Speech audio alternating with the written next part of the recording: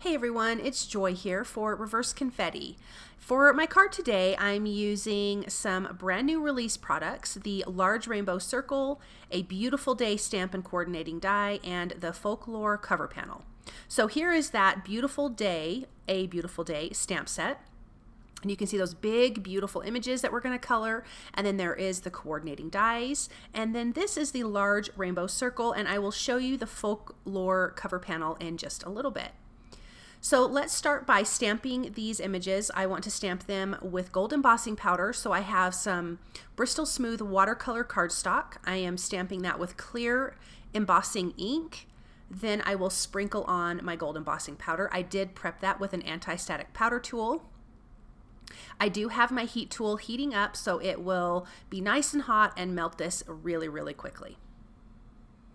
Once that's done, let's get this colored with some Zig markers. I am using some Zig Clean Color Real Brush markers, and I'm also using a water brush pen to blend out the colors that I'm going to lay down. So I've got pale pink is my first color on this smaller butterfly. Then I believe I'm using turquoise green, or Persian green, excuse me. Then I'm also going to bring in pink, Persian green, and cobalt blue, and those are going to be the colors for both of these butterflies. This smaller one, I originally thought I'm just going to keep it really, really light, but once I used this pink, I thought I would bring a little bit of that in, so I will fix that in just a little bit. But I laid down that color at the base of the wings, and then I'm coming in with my water brush pen and just a little bit of water and blending that out. So now I have a shading effect. So I have a darker area and a lighter area, and I can get that with just one color of my Zig markers. I like to also take the tip of my water brush pen and just dab it on my paper towel if I have a little too much water or a little too much of that dark pink, because I want it to stay light. So if I get too much of the color, I'm just going to wipe that off on my dry paper towel. But isn't this pink so beautiful? And look at that big, beautiful butterfly. This is a fantastic image. It's so fun to color because it is so large. Then I'm coming in, like I said, either Persian green or turquoise green. I think this is the turquoise green. And adding some more detail. And then the center of the body will be the cobalt blue. And when I blended this out, it was a little light. So I just came back in with that colored marker and just added a little bit more and blended it out again with just a little bit of water. I feel like a tiny bit of water goes a long way when you're blending out these Zig markers. If I do too much water, I feel like I don't have as much control, so I like to use just a little bit. Now this is where I decide I'm going to add a little bit of that regular pink to the pale pink, just right there in the center, and just ever so lightly bringing that out. And I think that made a huge difference. Now I am going to use the coordinating dies to die cut out these two butterflies. Now this is the Folklore cover panel. I'm just going to run that through on a piece of white cardstock.